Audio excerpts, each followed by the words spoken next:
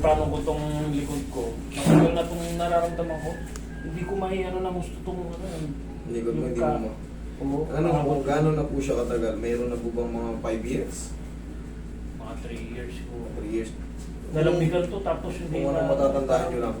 Nalaglag ba kayo? Nabitin kayo? Ano? Hindi, Nasimplang? natulog ako sa sa tiles.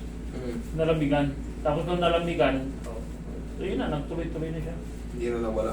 Hindi na nawala. Tapos ito naman, Ano yan? sa kaka-basketball Sige po, ko. kung magbibideo kayo, sige. Wala pong problema. Hindi ko yan ano para. Sa kaka-basketball ko ito, bali pag tumatakbo ko, hindi ko maano na ng gusto ng ano. Yung nga ilang taon na yan, sir? Matagal na eh, mga 10 years tama na. Okay, sige. Susubukan natin, ha? Oo. Susubukan natin. Pero yung pain mo, wala yan. Pero yung Pag limitation, tumatakbo ko, nararamdaman ko siya. ganito yan. Sa tagal kasi ng panahon, yung paa natin, araw-araw, siyempre, naglalakad tayo, gumagalaw. Oo. Meron tayong tinatawag na yung pilay, naglaman na yan, sir. Naglalaman. Oo. Kasi, hindi naman totally naglalaman. Ang ano yung lamad na kumakapal. Parang sa sugat. Pag gumaling, nakita mo yung pekla, di ba dati, balat Oo. natin pantay. Pag gumaling siya, may keloids, para Oo. nakalutang yun. Tama. Ganun din yun. Kumakapal yung ano. Ngayon, pagka nagkataon tumapat sa joint, siyempre pag nagtakbo-takbo ka tumapat sa joint, magkikreate ng friction yun. Pag bumingit, masakit pa. Pero pag napapahinga ng mga ilang araw, good na naman. Oo, yun na. Ganun ang nangyayari. Yun po yun. Ganun ang Ikaw mo, dito tumutugma. sa pagkarang ko. Pero yun nga, pag napapahinga, cool down na naman. Pero pagka Itakbo ko. Yun. katagalan, yun nga, nagkikreate ng friction yung ano. Pero ang gagawin natin, baguhin ko yung posisyon. Sana maayos pa natin. Okay, sir? Diyan lang meron titingin ko sa ito. Kita nyo, tumutugma yung bawat explanation ko. Kasi, Tama. sa dami sa tagal ko na sa ganito, at siyempre, ako rin naman ay napipilay, pag naglalaro tayo ng basketball, pangkaraniwan na yung may mga tapilo, korbo, Ayun. mga yung paghagis mo ng bola, pipigilan ka, Oo nga. mga hyperextend, yan.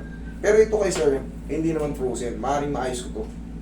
Mas madali ito kumpara sa frozen. Pero si sir, natulog lang daw sa tiles nalamigan. Nalamigan. Nagdire-diretso na. Nagdire-diretso. Iko-compress ko lang yan, ano mo na yan, sa tingin ko.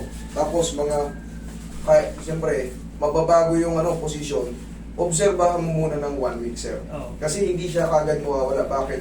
Sa tagal ng panahon, 3 years, sanay na yung buto mo na nandyan. Kumbaga, yung posisyon na yan, very established na 3 taon na yan. Ngayon, babaguhin ko yung posisyon. Magkakaroon ng gradually changes yan. Unti-unti, parang yung dating ganitong kasakit, ganito na lang lumipas mga ilang araw, parang may manageable ko na. Oo. Gano'n ang mangyayari dyan pag matatagal na. Okay? Pero kung dislocation yan ngayon, Ay, hindi naman. Hindi ba, naman siya. ayos na. Hindi nga, kung gano'n nga lang, Okay. mas mabilis yung epekto. Mas maganda pala yung dislocate kaysa Oo, syempre.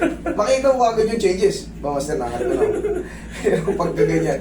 Sanay ka nang matulog ng ganyan yung likod mo tama. Okay?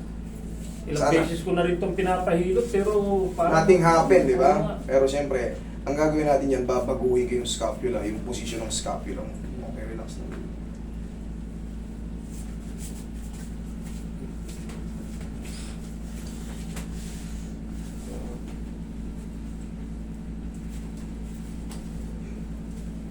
Relax na.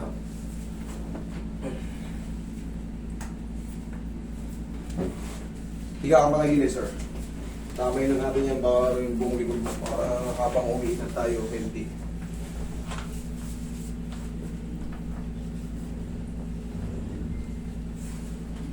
Relax na. Kabilang side.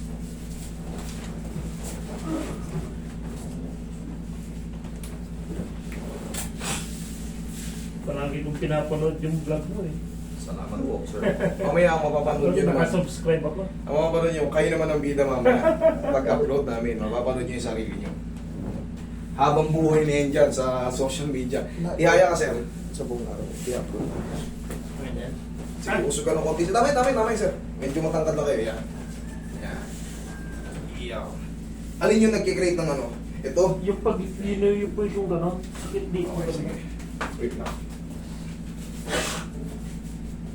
Palagi kasi natatapilok yung sa tuwing nagbabasketball noon. Kaya siguro ano siya, sumasakit na ngayon.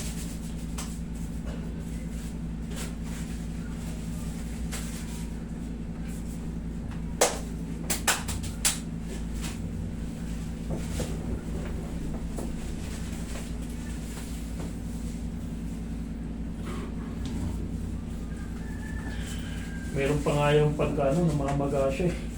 Pag overuse Pag na. nasobra. Oh, yes. Tama yun. Mangyayari talaga yung pag overuse na. Mag-create na yung sobrang awit na ng mga tendon at ligaments. Magre-react na siya. Okay. Magsuswell na siya. Pero gaya nga ng sabi ko, once na mapahinga, nagbaback to normal siya. Oo. Relax lang. Kasi hindi na siya talaga totaling pilay.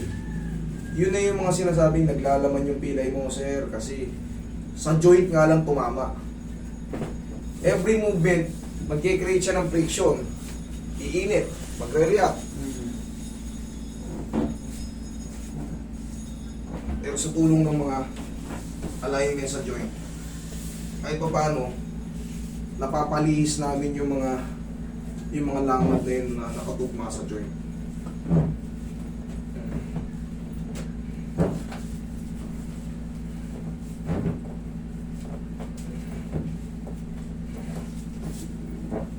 Relax na sir. Gigiling-giling lang natin.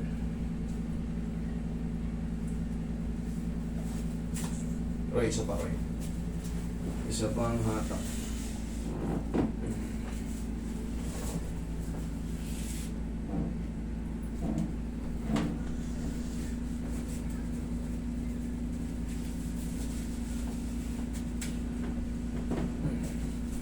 Sige sir, napakay sir.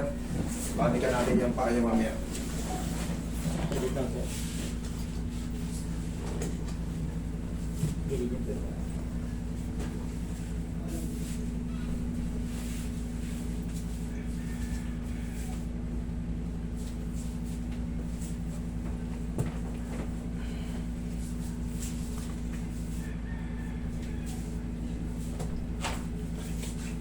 Okay, relax yung katawan niyo sir ha. Yan, laglag nyo lang. Yan, laglag nyo lang.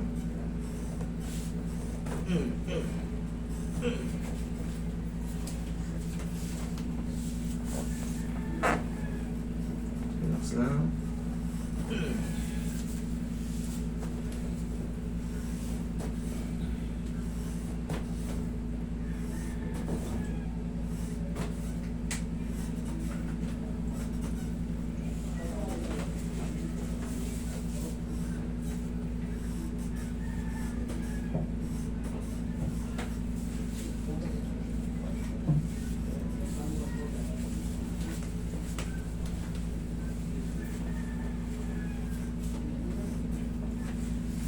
Sige, massage mo muna rin. Bali, isang linggo mahigit na, nag-send ng ano, sabi niya, Master, salamat ha. Grabe. Nag-MBB pa yung ano ko. Yeah. Varsity na ano yun eh. Yeah. Isang collegiate. Kaya tapos, pagbagsak, makakatapak ng medyo paslant na sapatos. Talagang shitty ka talaga. Kaya ako, ayaw ko nang mag-basketball. Pero yung mga larong ano lang, yung parang pasugod ka pa lang, hindi magsisheti pero galing ka sa talon. Tapos sasaluhin ka ng salbahing player, gaganunin yung paa. Iuumang yung paa. Tapos ka. Inhale. Exhale. Pero kung nakita mo yung paa niya kahit pa paano, hindi mangyayari yun eh. Pero pag hindi mo kasi nakita, kumbaga wala, todo bigay yun. Ang pagsa nun, todo bigay. Oo. Grabe yun. Talagang lalabas yung tinatawag. Ngayon lang ako nakakita ng ganun ba? Marami na akong ginanon. Ang pinakamatindi niya yung Air Force, pabaliktad. Air Force, ang inayos ko. Oo. Kasi kung hindi naayos yun, 2 linggo na eh. Kung hindi ko na ibalik yun, sira na yung career niya. Oo. Siyempre, hindi ka makasampa sa ano. Oo nga. Hindi ka makatakbo. Eh, ang Air Force, kahit pa paano, may drill sila na ano. Oo nga. Makakit-akit sa pader. Kahit sa amin din eh. Kaya kailangan itong paa. Kasi palaging takbo namin eh. PNP kayo, sir? Or Sa Army? Marines. Marines. Mas matindi. Marines. Ang training ng Marines. Yun na Mas nga. matindi ang training ng Marines. Kung muna talagang yan ang mga pandigma Siguro sa nadala na kagubatan. yan. Dahil nung nasa ano pa ako noon, sa destino sa Mindanao, palaging nakaboots, tapos panay patrol, operations, mga ganun. Oo, madalas kayong nasusuba sa pababa, pataas, talon, Yun na nga. ilog. Kaya nga pagka nayuyupi yung pa ako, sumasakit. Pag umakit ang bundok na ano, doon ko siya nararamdaman. Kaya nakita ko yung ano sa YouTube ng training ng Marines. Total, lulunurin ka pala talaga eh. Oo, syempre. Pero kailangan, alam mo kung paano ma-survive. Makasurvive. Talagang grabe yung ano nila, talagang halos papatayin ka sa training. Pero nakasanayan na yan para maging matibay ka eh. Oo, Kumbaga, dapat alam mo kung paano sumurvive doon. tama. Mas Ano mahirap ko eh. kasi pagka nahuli ka ng kalaban. Yun, ng ano, Pahihirapan ka, kailangan alam mo yung alam yung gagawin mo. gagawin.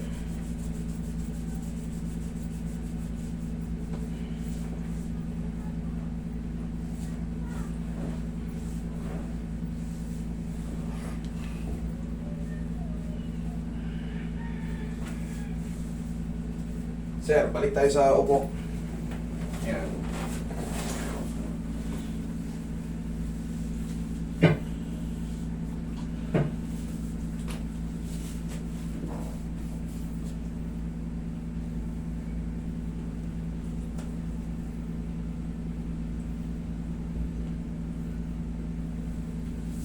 Putok ka rin pala. Ano lang, isang beses pa lang yan. First time ko yun sa ano, yung nagtoning yung kumpare kong general. Meron dong firing range habang nag-waiting kami nung ano. Ang ganda ng tama niya. Pag magaling yung instructor pala talaga, tatamaan mo. Pero pag hindi marunong yung instructor, hindi ko tatamaan. Oo, nasa... Eh, akala ko dati, pwede yung cardo shot, yung ganito. Hindi ko na pwede yun.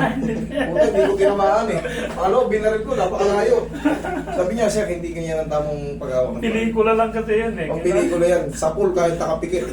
Pero pagka normal na binabaril mo, Oh, wala. tatamaan mo yung nasa gilid, pero yung ano, baka makapatay ka ng tao dyan. Lalo sa palengke ka bumaril. Oh. Kaya may tumatakbo, inahabol mo. Walang tao sa gitna ah. Binaril mo ng kardo sa pool yung nagtitinda ng mani. Sa tagilid ng tatama yan, iba ang tama yan. Oo, tama. Kailangan pala yung posisyon ng paa. Hmm. Diretso para tamaan mo yung target. Pero yung isa, kakagano kardo, puta malabo pa yung sa loob mo.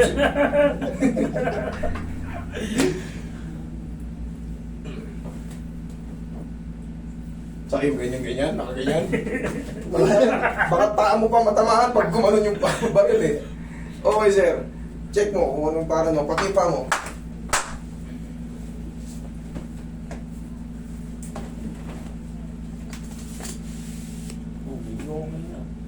Okay? Ngayon ang exercise niya, sir. Total, sanay naman kayo sa ano eh. May mga baras.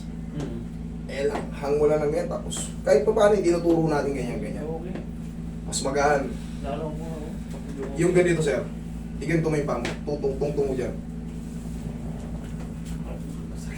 Medyo masakit pa sa Oh, manda. pero at least, Nag-loosen. oo, nag-loosen. Hindi tulad ng dati. Okay. Sir, yun nga. Gaya nga ng sabi ko, Hindi na-explain ko ko na na. maayupi yung ganun eh. Actually, dati. Oo. Oh, mas Buti maganda. na ano ko nga ngayon. Thank you. Yun nga sir, kailangan na natin. Siyempre kailangan habulin natin yung ano. Sa una, may mga ano pa yan, kutik-kutik. Pero, Ayan. pag nagbago na, dire-diretso na yan. Okay? Okay siya. Yan po yung mga matatandang pilay eh. Katulad yan, si sir. Salud sir. Marines pala si sir. Alam ko yung training niya. Napanood ko na yan sa talagang matindi training nila. Sir, nice to meet you. Thank you, sir. Salamat po always helping. Salamat sa pagbisita. Okay? Thank you. Salamat po.